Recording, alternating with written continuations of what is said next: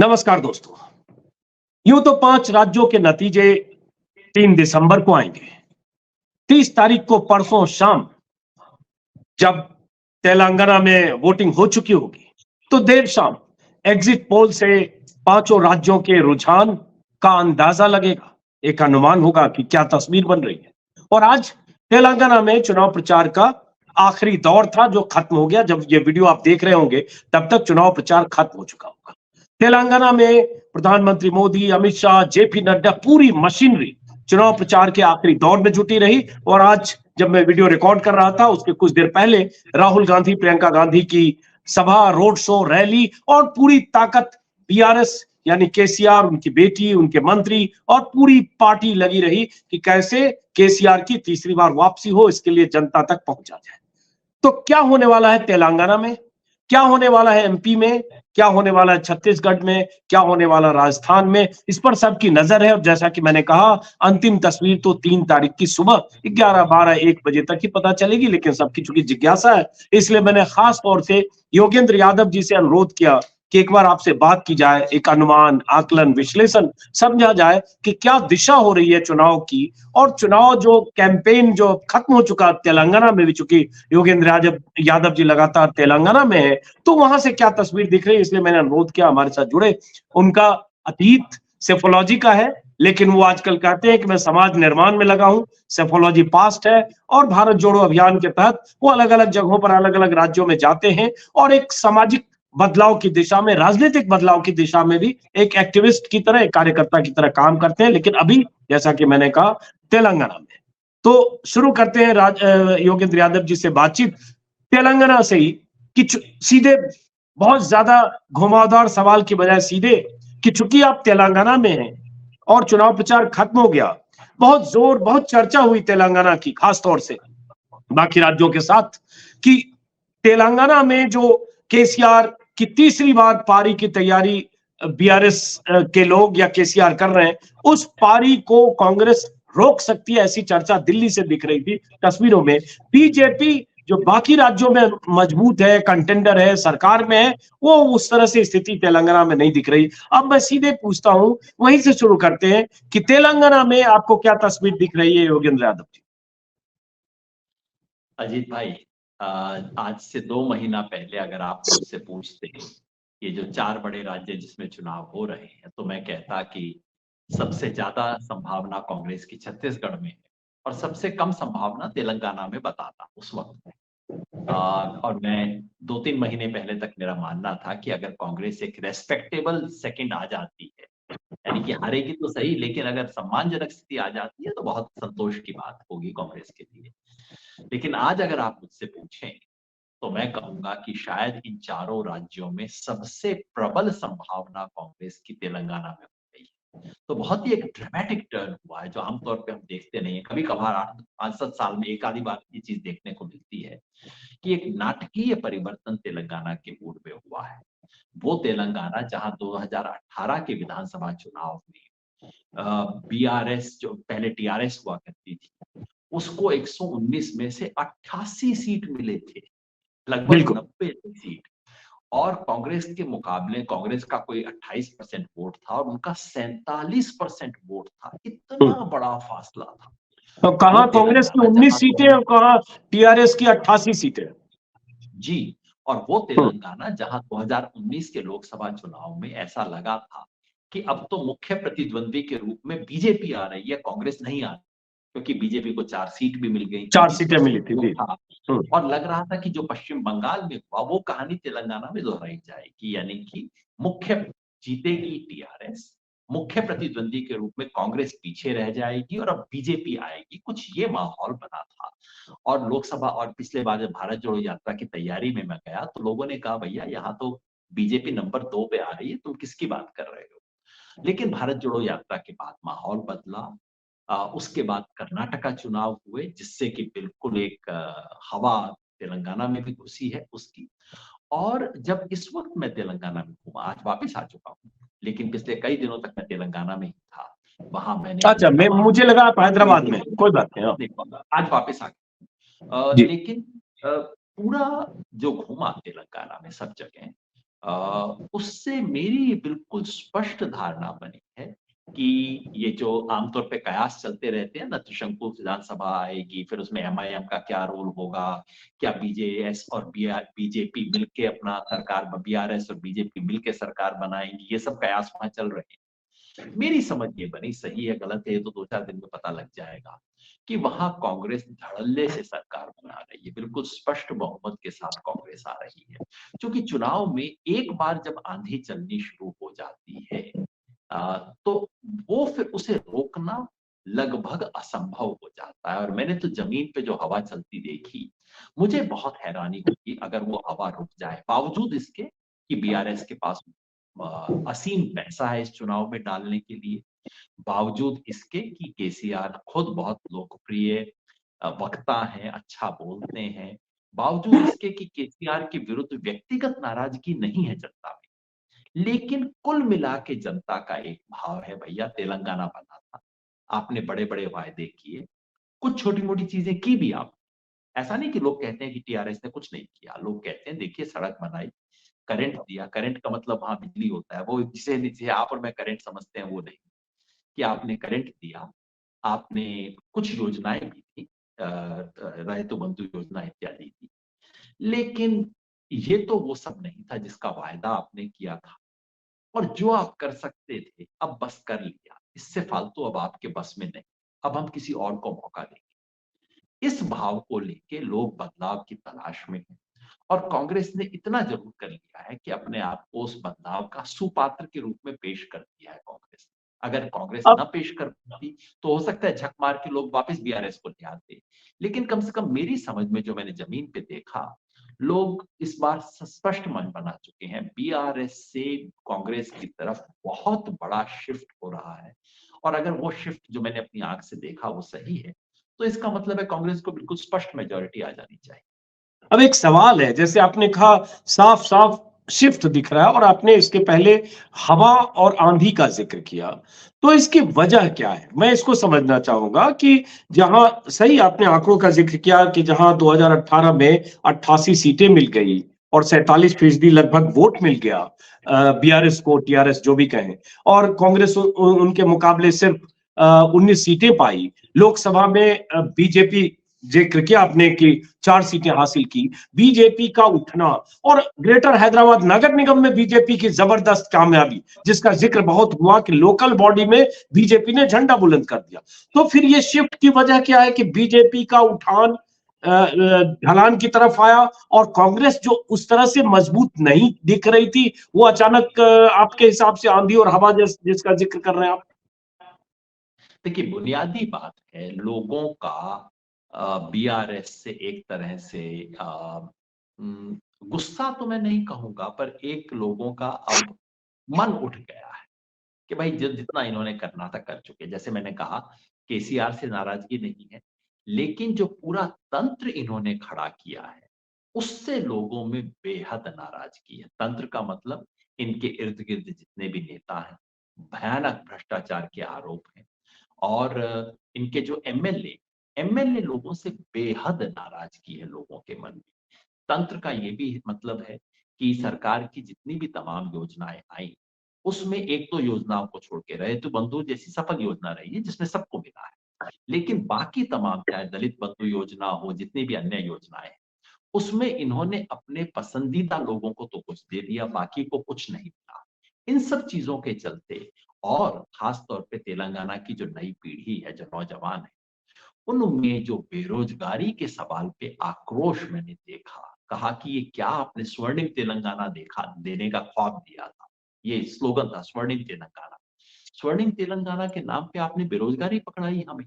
तो बेरोजगारी का मुद्दा बहुत बड़ा है इन तमाम मुद्दों की वजह से। अब इसको बीजेपी पकड़ती या कांग्रेस, सवाल ये था। शुरू में लगा कि बीजेपी पकड़ पाएगी, बीजेपी ने किया, लेकिन बीजेपी का ज्यादातर असर था वो हैदराबाद शहर में और उत्तरी तेलंगाना के उन इलाकों में जहां मुस्लिम पॉपुलेशन ज्यादा है, जहां जहां हिंदू मुसलमान का खेल करवाया जा सकता था। लेकिन अब मुख्य बात यह अजीत भाई कि दक्षिण भारत में अभी भी हिंदू मुसलमान की राजनीति उस तरह से आग नहीं पकड़ती जैसे कि उत्तर भारत। तो हुआ, ढल गया। और जब भारत जोड़ो यात्रा के समय से कांग्रेस ने अपने आप को एक विकल्प के रूप में पेश किया। रेवंत रेड्डी का यहाँ जिक्र करना जरूर होगा, क्योंकि रेवंत रेड्डी ने एक स्ट्रीट फाइटर की तरह, मतलब जो लड़ सके, भिड़ सके, केसीआर की भाषा में मुकाबला कर सके, वो कहते हुए उसने पार्टी में एक जान फूंकी, जिसकी वजह से अब कांग्रेस एक स्वाभाविक विकल्प के रूप में आई। और कांग्रेस हालांकि डाउन चली गई थी, लेकिन तेलंगाना में और तेलंगाना के लोगों की स्मृति में कांग्रेस आज भी जिंदा है। आज भी इंदिरा अम्मा वहां के लिए बिल्कुल एक पूजनीय किस्म की व्यक्तित्व है। तो अब एक दो चीज और फिर कहना चाहता हूं कि जब लोकल बॉडी में इलेक्शन हुआ हैदराबाद में, और उस तरह से अमित शाह ने कैंपेन किया और कमान संभाली बीजेपी के नेतृत्व ने, केंद्रीय नेताओं ने, और उसके बाद वहां बीजेपी को इतनी कामयाबी मिली लोकल बॉडी में हैदराबाद में, जो अपने आप में लगा कि यहां से बीजेपी का उठान हो गया तेलंगाना में। और उसके बाद प्रधानमंत्री मोदी की रैलियां और सभाएं, जो अभी कल परसों की भी तस्वीरें आई, मोदी जी एकदम जो भगवान के सामने तस्वीर खिंचवाई, सब कुछ। तो ये जो मोदी का, जिसको मीडिया का बड़ा तबका मोदी मैजिक, मोदी का करिश्मा, मोदी का फेस कहता है, इसके बरक्स कांग्रेस अगर इतनी मजबूत होके यहां आई, उसको आप कैसे डिफाइन करेंगे फिर? देखिए, पहली बात तो यह है कि हैदराबाद जो है वो तेलंगाना नहीं है। हैदराबाद में हिंदू मुसलमान का सवाल बहुत बड़ा है। हैदराबाद में बहुत संपन्नता है, बहुत बड़ी मिडिल क्लास है। हैदराबाद में तेलंगाना और आंध्र प्रदेश से बाहर के आए हुए बहुत बड़ी आबादी है। बाकी तेलंगाना का चरित्र उससे बिल्कुल अलग है। तेलंगाना मूलतः एससी, एसटी, ओबीसी माइनॉरिटीज का प्रदेश है। ये मिला के वहां 90-95% है, जिनके लिए बीजेपी के पास कहने को बहुत कुछ है नहीं। और दूसरा, ये जो बार-बार बीजेपी का कहना कि बस मोदी मैजिक सब कुछ कर देगा, और देखिए बीजेपी की सफलता भी आप देखिए कि बार-बार ये फॉर्मूला फेल होता है, लेकिन फिर भी बीजेपी बार-बार इसके बारे में दावे करती है। ये फॉर्मूला दिल्ली में फेल हुआ, बंगाल में फेल हुआ, बिहार में फेल हुआ, कर्नाटका में फेल हुआ, बार-बार ये फेल होता है, लेकिन फिर भी इलेक्शन के 2 दिन पहले बताया जाता है, बस मोदी वहां चले गए हैं, सब कुछ पलट जाएगा, और हम भी बड़ी नादानी से इस फॉर्मूले को प्ले करते रहते हैं। हकीकत ये है, मैं ये नहीं कह रहा कि मोदी जी का राष्ट्रीय नेतृत्व में चेहरा कोई नाकाफी है या अच्छा नहीं है, मजबूत नहीं है, मजबूत है। लेकिन मोदी जी अपने दम पर बीजेपी को राज्यों में जिता सकते हैं, ये बात तो बहुत पहले से ये भ्रम टूट चुका है। और मैं समझता हूँ बीजेपी के पास चूंकि दिखाने को कुछ और होता नहीं है, आखिरी दिन में क्या कहें तेलंगाना। देखिए, सच्चाई इस वक्त ये है कि ले दे के बीजेपी की इस वक्त तेलंगाना में एक ही भूमिका है कि बीजेपी कुछ स्थानों पर वोट काटेगी, बीआरएस विरोधी वोटों में डिवीजन पैदा करेगी, जिसकी वजह से कांग्रेस को 2-4 सीटों का एक्स्ट्रा नुकसान हो सकता है। ले दे के बस उतनी भूमिका है इस वक्त बीजेपी की, उससे ज्यादा बीजेपी की कोई भूमिका नहीं है वहां के। बीजेपी को 10-12% वोट आ जाए और 4 या 5 सीट मिल जाए, तो बीजेपी वाले नेता भी खुश हो जाएंगे। इससे फालतू बीजेपी की आज उस चुनाव में कोई रोल नहीं। अच्छा, मैं जरा अब डायरेक्ट, अगर कट शॉर्ट में डायरेक्ट जानना चाहूं कि आप एक तो होता है कि आप देख रहे हैं कांग्रेस बहुत मजबूती से लड़ रही है, आपने कहा हवा और आंधी शब्द का भी इस्तेमाल किया, मतलब आप कॉन्फिडेंट हैं कि तेलंगाना में कांग्रेस की सरकार बन रही है, और अगर बन रही है, बन सकती है, 118 की असेंबली है, तो आप कहां देखते हैं कांग्रेस को, कहां देखते हैं बीआरएस को?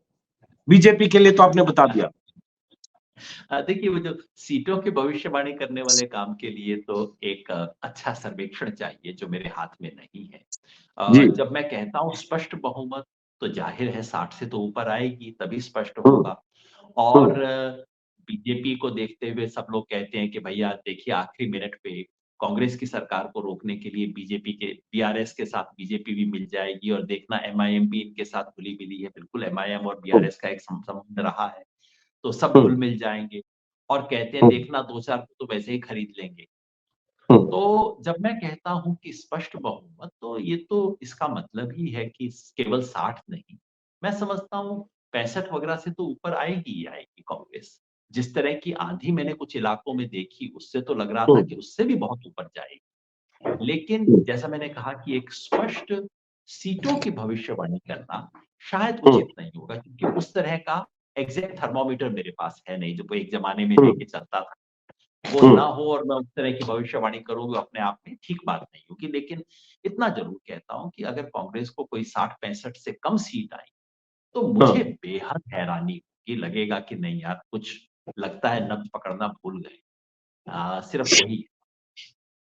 चलिए, तो ये हो गया तेलंगाना। बहुत डिटेल में बात की जा सकती है, लेकिन अभी चूंकि बाकी राज्य भी हैं, अब जरा हम आते हैं योगेंद्र जी।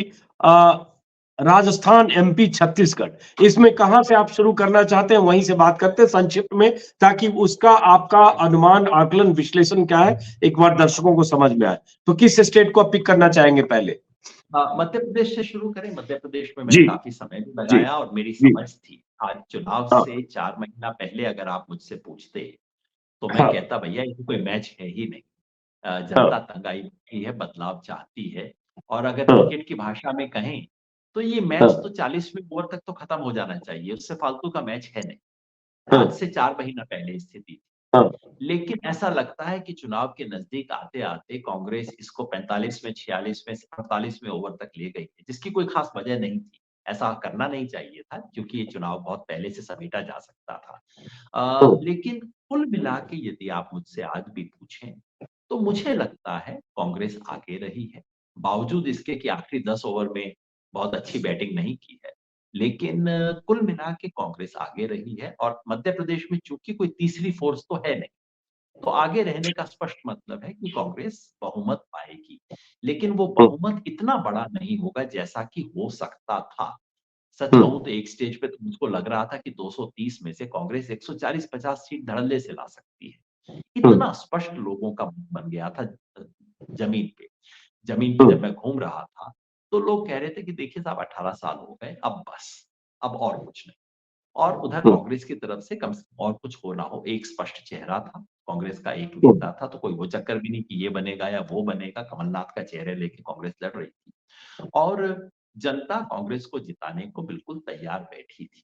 बाद की स्टेज में कैंडिडेट सिलेक्शन में कुछ खींचतान हुई और मध्य प्रदेश में कम से कम कहना चाहिए कि बीजेपी ने बहुत जम के भूमिका अदा की, जो कि बहुत महत्वपूर्ण भूमिका है। क्योंकि मध्य प्रदेश में आपने तेलंगाना में बीजेपी की रणनीति का बात की।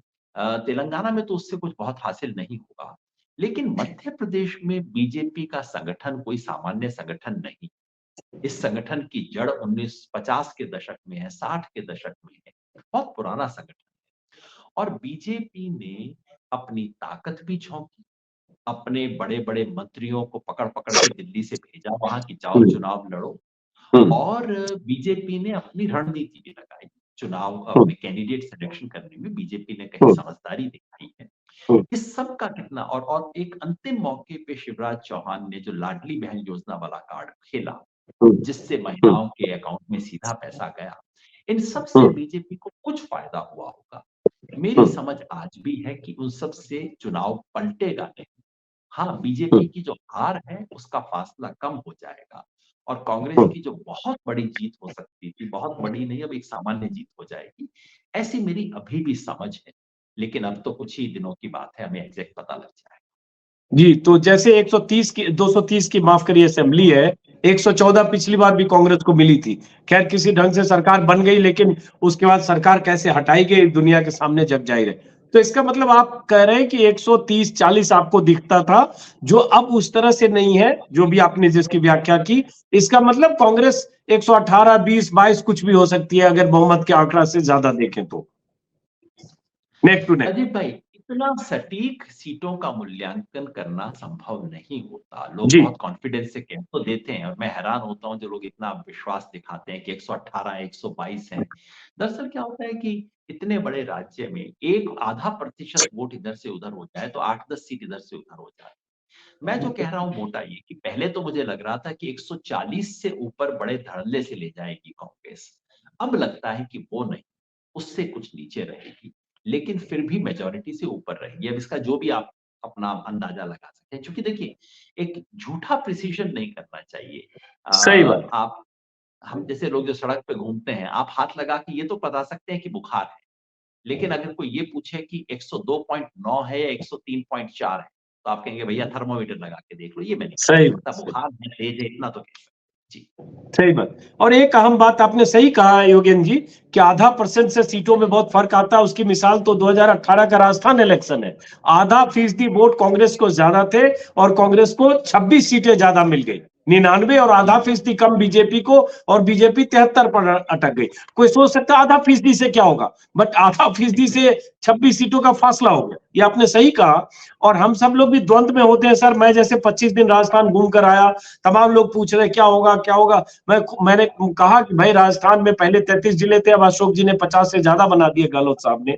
अब मैं 10 जिले 12 जिले गया भी, तो उसके आधार पर बाकी जो 40 जिले बच गए उसका आकलन मैं नहीं कर सकता।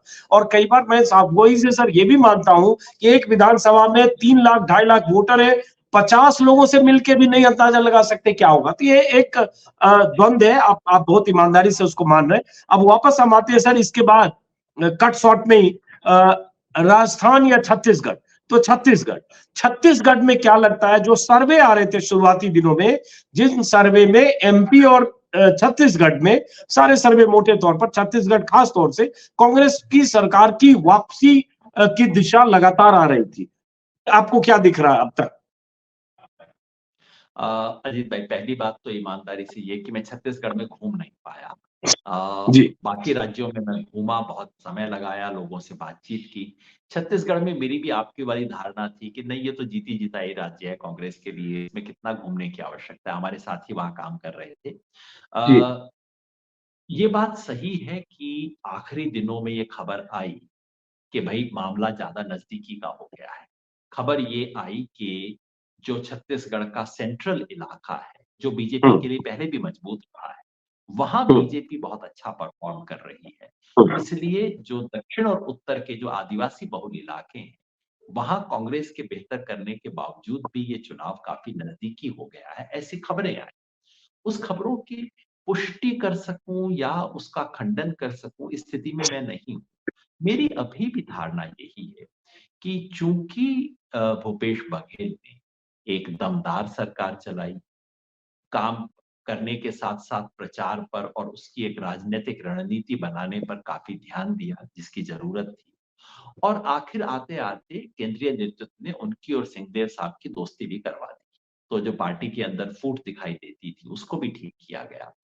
वो सब देखते हुए मेरी अपनी मान्यता यही है कि हाँ, पिछली बार जितनी बड़ी जीत तो कांग्रेस की नहीं हुई, लेकिन ले देकर कांग्रेस आगे है। और आगे का मतलब, क्योंकि यहाँ भी कोई तीसरी बहुत बड़ी फोर्स है नहीं, तो कांग्रेस की सरकार बनने की संभावना मुझे ज्यादा दिखाई देती है। जो सर्वेक्षण कह रहे हैं कि भाई आखिरी दिनों में बहुत नजदीकी आ गई, मैं उसका कारण अभी तक समझ नहीं पा रहा हूँ। तो मैं अभी उस बात पे कायम हूँ कि ऐसा होना चाहिए, लेकिन ये कयास है दूर बैठे हुए ऐसे व्यक्ति का जो कि खुद ग्राउंड पे नहीं गया है। बहुत सही। छत्तीसगढ़ की ऐसे बात करें तो 2018 में 90 में से 68 सीटें बीजेपी ले आई थी, और 15, माफ करें, कांग्रेस, और 15 बीजेपी, जो अपने आप में बहुत बड़ी जीत थी कांग्रेस की, कोई शक नहीं। लेकिन अभी जैसा कि योगेंद्र जी ने कहा कि 2, 3, 4 महीने पहले की स्थिति और अब की स्थिति को लोग आकलन उसी तरह से कर रहे हैं कि कांग्रेस की सीटें काफी कम हो सकती है, बीजेपी की बढ़ सकती है, लेकिन उस नफा नुकसान में कितना एज, क्या, उसका अभी आकलन लगाना मुश्किल है। लेकिन जैसा कि योगेंद्र जी ने कहा उनके हिसाब से, कि अभी भी लगता है कि छत्तीसगढ़ में कांग्रेस की सरकार बन सकती है। कितने नंबर, उस पर हम लोग कोई ऐसा बता भी नहीं सकते, व्याख्या उन्होंने की योगेंद्र जी ने। अब आते हैं राजस्थान। मैं बात थोड़ा 2-2, 3-3 काउंटर सवाल के साथ करना चाहता था, लेकिन लगातार मेरी टीम कर रही है, ऑडियो वीडियो दोनों फ्रीज हो रहा है, इसलिए मैं जल्दी खत्म करूंगा ताकि जितनी भी बात दर्शक सुन पाए। राजस्थान बहुत अहम है योगेंद्र जी। राजस्थान को लेकर एक धारणा थी 5 साल में, जिस ढंग से सरकार चली, शुरुआती सरकार बनते ही सचिन वर्सेस गहलोत, फिर सचिन का सरकार से बाहर जाना, फिर बगावत, फिर गहलोत खेमे की बगावत कहें या जो भी स्टेज बगावत था, स्टेज मैनेज जो भी चीजें हुई, नाटकीय घटनाक्रम, फिर मानेसर में सचिन की खेमेबंदी, बाड़ेबंदी, उन सब के बीच भ्रष्टाचार और तमाम तरह के आरोप भी लगे गहलोत के मंत्रियों पर। अब चुनाव में राजस्थान की बात करें, और जैसे आपने कहा कि आला कमान ने दोस्ती करा दी, वहां सिंहदेव और भूपेश बघेल ने में यही बात यहां कही गई कि आखिरी दिनों में, महीने 2 महीने में लगा सीज फायर करवाया गया, लेकिन उसके पहले 4 साल 4.5 साल खूब लड़े दोनों। मतलब तमाम तरह की बयानबाजियां हुई, गद्दार से लेकर न जाने क्या क्या कहा गया।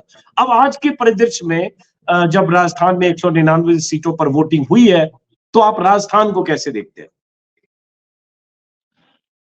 अजित भाई, राजस्थान का परिणाम तो बताना कठिन है। आपकी तरह मैंने भी वहां घूमा और आपकी तरह मुझे भी लगा कि ये तो अलग अलग क्षेत्रों में चुनाव हो रहा है। पूरे राजस्थान में कोई एक तरफा लहर नहीं।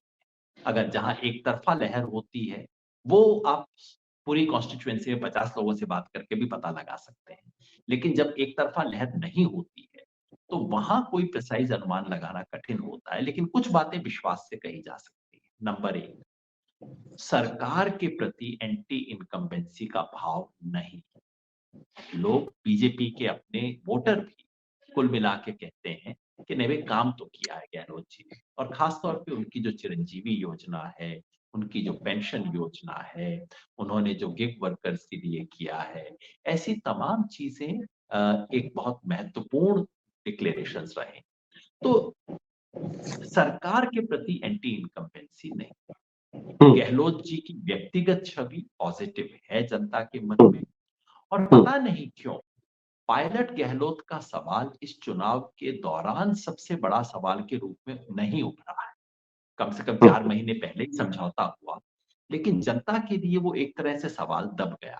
शायद उसकी वजह ये भी हो सकती है कि बीजेपी की आपसी घमासान उससे भी ज्यादा है, तो इसलिए शायद लोग इनकी घमासान को थोड़ा कम मानने लग गए हैं। ये मुद्दे तो नहीं, लेकिन क्या तकलीफ है? अगर इतनी सब बातें हैं तो सामान्यतः तो उस पार्टी को धड़ल्ले से जीत जाना चाहिए कि भाई मुख्यमंत्री पॉपुलर है, सरकार के खिलाफ एंटी इनकम्बेंसी नहीं है, काम किया है, चुनाव जीत जाना चाहिए।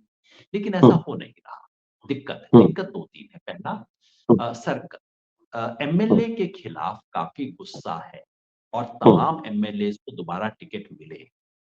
दूसरा, कि राजस्थान में एक कहीं लोगों का ये सेंटिमेंट जरूर रहता है कि भाई 5 साल हो गए, बहुत हो गए, अब दूसरे की बदल के देखते हैं। बदल के देखते हैं। रोटी पलटनी है, ये मुहावरा राजस्थान में हमेशा चलता है, रोटी पलटने वाला। और तीसरा, कि राजस्थान में बीजेपी को एक स्ट्रक्चरल एडवांटेज है। आप देखिए पिछले तमाम चुनावों को, जब भी कांग्रेस जीतती है बहुत थोड़े फासले से जीतती है, बीजेपी बहुत ठीक ठाक सीट ले आती है। लेकिन जब कांग्रेस हारती है, बुरी तरह हारती है और बीजेपी को बहुत भारी सपोर्ट मिलता है। हाँ, वो एक तो हमने देखा ही, वो तो 2013 का हिस्टोरिकल है जब 21 सीटें कांग्रेस 21 सीटों पर चली गई। जी। उससे पहले भी हर बार कांग्रेस जब हारती है तो बुरी तरह हारती है, जीतती है तो बस किसी तरह से जीतती है। तो वहां एक फर्क है सर, बीजेपी हारती भी है तो भी 73 पा लेती है। एग्जैक्टली वही बात मैं कह रहा हूँ। इसलिए बीजेपी को एक स्ट्रक्चरल एडवांटेज है राजस्थान की। तो गहलोत जी को एक तो स्ट्रक्चरल एडवांटेज की दिक्कत है बीजेपी की, दूसरा यही जो मैंने बताया कि 5 साल बाद पलटने की परंपरा है, और तीसरा उनके एमएलए के खिलाफ लोगों का गुस्सा है। तो गहलोत जी का चुनाव जीतना इस पे निर्भर था कि वो इस चुनाव को केवल राज्य स्तर का चुनाव बनाए, अशोक गहलोत का चुनाव बनाए, सरकार का चुनाव बनाए और स्थानीय चीजों पे ना उलझने। लेकिन अंततः वो उलझा। ये चुनाव आपने भी देखा होगा, स्थानीय चुनाव लड़ा गया। वो हर हर अपनी सीट का जातीय समीकरण था, हर सीट के अपने उम्मीदवार का खेल था, और कम से कम 15-20 सीट ऐसी हैं जहां आजाद उम्मीदवारों का खेल होगा। निर्दलीय और बागी, हाँ, इसके अलावा निर्दलीय, बागी और छोटी पार्टियां जो भी कर ले उसको। छोटी पार्टियां अलग से 10-12 सीट में है। सीपीएम है, बीएपी है, आरएलडी, हनुमान बेनीवाल है, आजाद समाज पार्टी है, बीएसपी है। जी। तो इसलिए इन सब के चलते राजस्थान में वो स्थिति नहीं है जो मध्य प्रदेश में है, कि सीधा दोनों पार्टियां मिला के 95% सीट ले जाएंगी। तो राजस्थान में 15-20 सीटें अन्य के हाथ में आएंगी, और ये एक संभावना बनती है, जो संभावना सामान्यतः मैं नहीं कहता, और आमतौर पे पत्रकार कहते थे तो मैं कहता था यार टाइम वेस्ट मत करो, टाइम पास करने वाले काम है। त्रिशंकु विधानसभा आमतौर पे टाइम पास करने की चर्चा है, लेकिन राजस्थान में ये गंभीर संभावना है। तो अगर आज आप मुझसे पूछें तो त्रिशंकु भी हो सकती है, बीजेपी की मेजॉरिटी भी आ सकती है या कांग्रेस मेजॉरिटी के इतना नजदीक भी आ सकती है कि कुछ बागियों को मैनेज करके कांग्रेस की सरकार बन जाए। अब आप कहेंगे ये तो आप तीनों खानों में अपना बात डाल रहे हैं। सच बात है, क्योंकि मैंने जैसे कहा तेलंगाना में जो मुझे साफ दिखाई देता है मैं साफ बता रहा हूँ। राजस्थान में ये तो स्पष्ट है कि अशोक गहलोत जी की जिस तरह की विजय होनी चाहिए थी वैसी नहीं हुई और बीजेपी बुरी तरह से पराजित होने की स्थिति में नहीं है। और साथ में अशोक गहलोत पिछली 2 बार सरकार चला के जितनी बुरी तरह से हारे उतनी बुरी तरह से हारने वाले भी नहीं इस बार, इतना आप कह सकते हैं। उसके बाद रत्ती तोला माशा वाला जो वो तौल है वो करना शायद हमारे बस की बात फिलहाल नहीं। मगर उस दिन जिस एक राज्य को मैं बार बार देखूंगा कि भाई क्या हो रहा है सस्पेंस यदि मेरे लिए सबसे ज्यादा रोमांच है तो तेलंगाना में है कि कमाल की चेंज हुआ है और सबसे ज्यादा सस्पेंस अगर है कि क्या होगा वो राजस्थान में। बड़ा इंटरेस्टिंग बात कही आपने। रोमांच जरूर तेलंगाना में है कि तेलंगाना जहां कांग्रेस पिछली बार 19 सीटें जीती और कहां 88 सीटें और कहां बीजेपी, बार बार मैं जिक्र कर रहा हूं बीजेपी का इमरजेंस की लोकसभा में 4 सीटें और पूरी ताकत झोंक दी नगर निगम तक में इस उम्मीद में कि 17 में से 10-8 सीटें ले आएंगे। जैसे सही आपने जिक्र किया बंगाल में जैसे 18 सीटें जीत गई थी बीजेपी, तो कुछ उस जोर के साथ बीजेपी लगी, लगातार रैलियां, दौरे, अमित शाह, मोदी सब वहां जुटे रहे और उन सब के बाद अगर कांग्रेस अचानक उठती है और यहां आपको लगता है कि सरकार बन रही है, ऐसे दावे कांग्रेस नेता कर रहे, होगा क्या वो 3 तारीख को पता चलेगा। तो जाहिर है सबसे अधिक रोमांच वहां है। और जो आपने कहा जिज्ञासा राजस्थान को लेकर, क्योंकि राजस्थान में बहुत पेचोखम है और जितना मैंने भी देखा अलग अलग इलाके की तासीर भी अलग है, वहां का जातीय समीकरण अलग है, अलग अलग एक ही जातियां अलग अलग इलाके में अलग अलग ढंग से वोटिंग कर रही है, वो सब भी है। और इन सब के बीच अशोक गहलोत के विधायकों से, मंत्रियों से नाराजगी भी है। तो ये सब है, कुल मिला के ध्रुवीकरण की तमाम कोशिशें हैं जो बीजेपी नेतृत्व की तरफ से हुई है, जो फितरत भी है। तो हम सबको इंतजार रहेगा। मैं बातें तो इसमें एक दूसरे से सवाल जवाब से कुछ करना चाहता था, लेकिन बार बार फ्रिज होने की वजह से मैं ये खत्म करता हूँ और हम लोग इंतजार करेंगे 3 तारीख को क्या नतीजे होते। और जाते जाते भूल गया, मिजोरम, नॉर्थ ईस्ट, नहीं तो दर्शक कहेंगे कि चुनाव 5 जगह हुए और आपने भी मिजोरम को छोड़ दिया। मिजोरम में 3 तरफा लड़ाई है। एक है एमएनएफ जो कि पहले बागी पार्टी हुआ करती थी, बागियों की पार्टी है जिसने भारत की सेना से लड़ा था एक बार। वो एमएनएफ जो कि सत्ताधारी पार्टी है, उसकी लोकप्रियता कम हुई है। दूसरी तरफ कांग्रेस है जो कि हमेशा विपक्ष में खड़ी रही है लेकिन जीतती दिखाई नहीं दे रही है।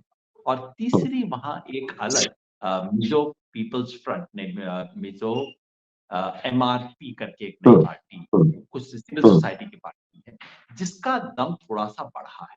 और संभावना यही है कि इस 3 तरफा लड़ाई में हो सकता है किसी को भी मेजॉरिटी ना मिले।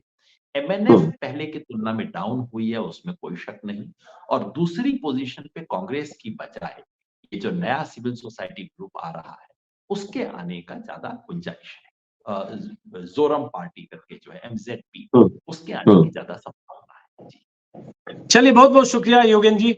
बातचीत को खत्म करते हैं। दर्शकों से माफी चाहूंगा, कुछ वाईफाई की, कुछ नेटवर्क की प्रॉब्लम होगी, बीच बीच में फ्रीज किया है, किसी ढंग से आप मैनेज करिए, देखिए। फिर मुलाकात होगी 3 दिसंबर को जब नतीजे आएंगे। बहुत बहुत शुक्रिया और नमस्कार योगेन जी समय निकालने के लिए। नमस्कार।